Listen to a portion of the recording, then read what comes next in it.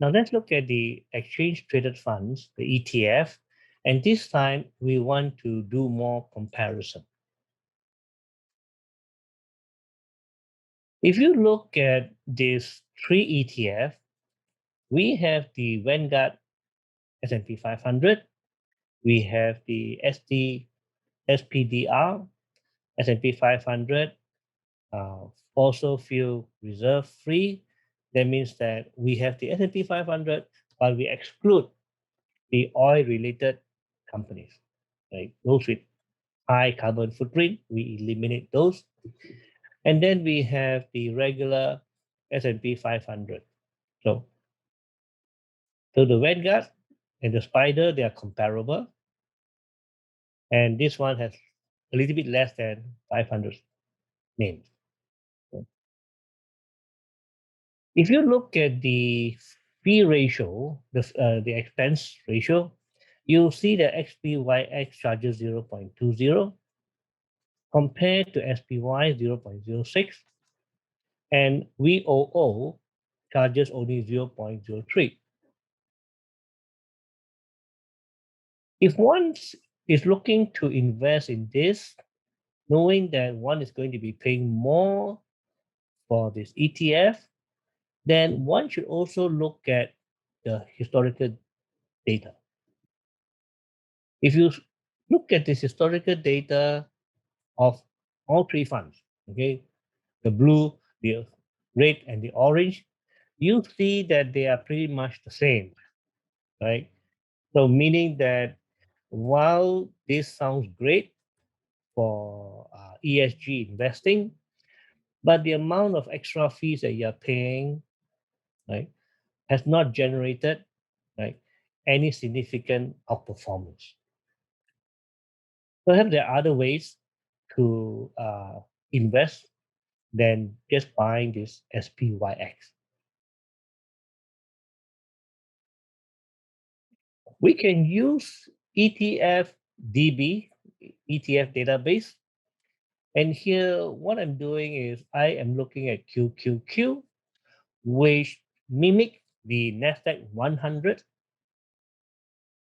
When we look at the valuation in terms of PE ratio, this tells us that on this particular day, at 30.85, it is closer to the high level, right? When you compare against the peer group, right? If you were to invest in the MILN, then the PE ratio would be an incredible 215 times. Instead, right, if you compare with the one at the low end, then ALTL is only 10.86 times. So for somebody who is very worried about the PE ratio, then that person may, if that person feels that 30.86, 30.85 PE multiple for QQQ is too high, then one would want to explore and do the research for ALTL and see to what extent there is an overlap and to what extent is this ALTL likely to outperform QQQ simply because uh, it is starting at a much lower PE multiple valuation. We can also compare the QQQ dividend with its peer group, and we see that the dividend here is towards the lower end. Not as bad as ENTR, but definitely very low compared to QYLD that is paying 11.09%, right? So somebody who really need more dividend would surely do some research into QYLD to see maybe that this is a better fit than QQQ. So the whole idea here is that when we start with an idea like QQQ, we want to explore further to see if there is a better alternative.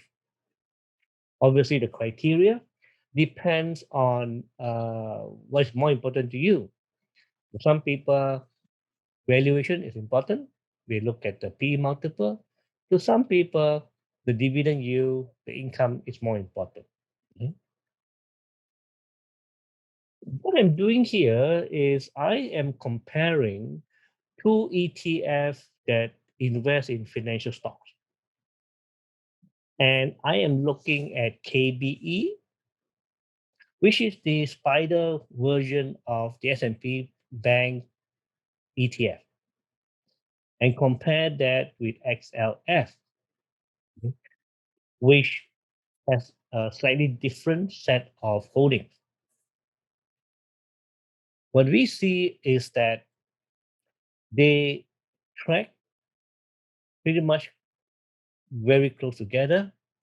Looking at the rolling 36 months correlation, we see that the correlation is between 0.85 to 0.95 using the data from portfoliovisualizer.com. Right? And we see that the annualized return for the XLF historically has been a lot better with lower standard deviation and lower monthly standard deviation. Okay.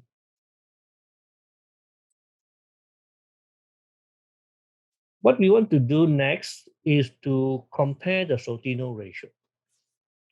As it turns out, the XLF not only has a much better compounded annual growth rate, and more important, it has a higher Sortino ratio.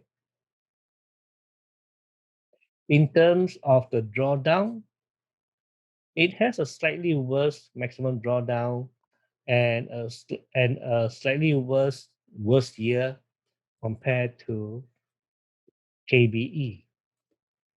So in summary, one may gravitate towards the XLF rather than KBE. If you were to just draw the simple historical performance, you will see that XLF has a very nice lead over KBE. But again, the more important data set is to look at the Sortino ratio.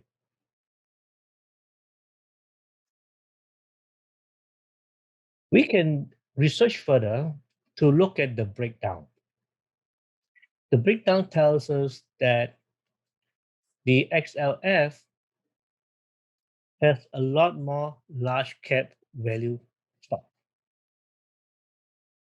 which is understandable because XLF has the Berkshire Hathaway, the JP Morgan, the Citibank, right, in a larger proportion than KBE, right? KBE has a lot of this small cap value, right? In terms of fees, XLF is also a better choice because it charges only 0.13% compared to 0.35 here. The trade-off is XLF has a slightly lower yield and a more expensive PE multiple at 16 times compared to 13 times for KBE.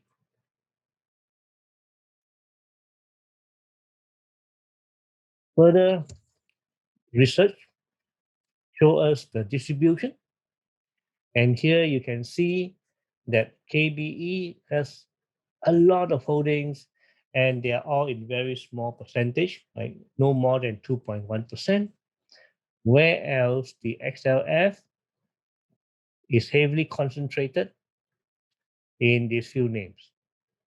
Okay, we have Berkshire Hathaway, JP Morgan, Bank of America, Citibank, Wells Fargo's, and BlackRock.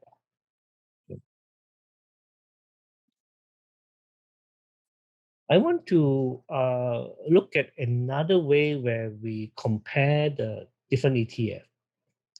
Here I am looking at GDXJ first and compare that with the alternative.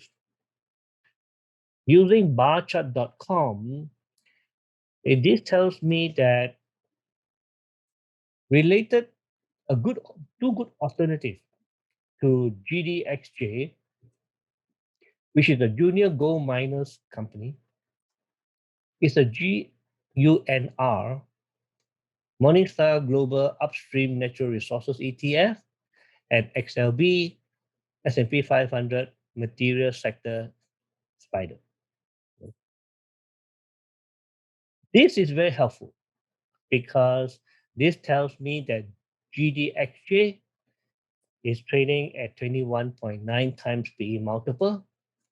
Well, this is only trading at 18.9, and this is trading at 16.4, right? So, uh, having started with GDXJ, one might be persuaded to move to XLB because of the lower PE multiple. And more important, because one may think that instead of just investing in this very narrow gold mining company, one may want to invest in the broader material sector, right? So having the data like this help us to improve our decision making process.